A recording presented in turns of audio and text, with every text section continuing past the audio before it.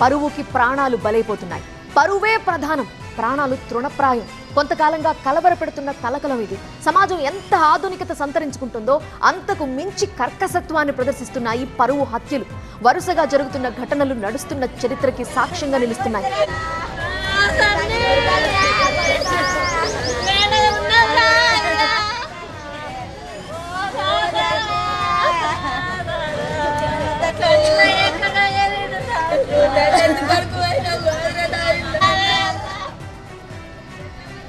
పెద్దపల్లి జిల్లా ఎలిగేడు మండలం ముప్పిరి తోటలో పరువు హత్య జరిగింది. తన కూతురిని ప్రేమించాడనే కోపంతో యువతి తండ్రి ఇంత దారుణానికి ఒడిగట్టాడు. సాయి కుమార్ అనే వ్యక్తిని అతి దారుణంగా గొడ్డలితో నరికి చంపేశాడు. ముప్పిరి తోట గ్రామానికి చెందిన పూరెళ్ల సాయి కుమార్ అదే గ్రామానికి చెందిన ఓ యువతిని కొంతకాలంగా ఇద్దరూ ప్రేమించుకుంటున్నారు. ఈ విషయం అమ్మాయి ఇంట్లో తెలియటంతో ఆగ్రహించిన యువతి తండ్రి దారుణానికి పాల్పడ్డాడు. రాత్రి 10 గంటల సమయంలో స్నేహితులతో కూర్చొని సాయి కుమార్ పుట్టినరోజు వేడుకలు జరుపుకుంటున్నాడు. నిన్న అతని పుట్టినరోజు.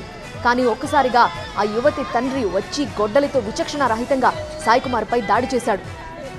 పుట్టినరోజు నాడే అతను చనిపోయిన రోజు కావడంతో ఆ కుటుంబంలో తీరని విషాదం నెలకొంది.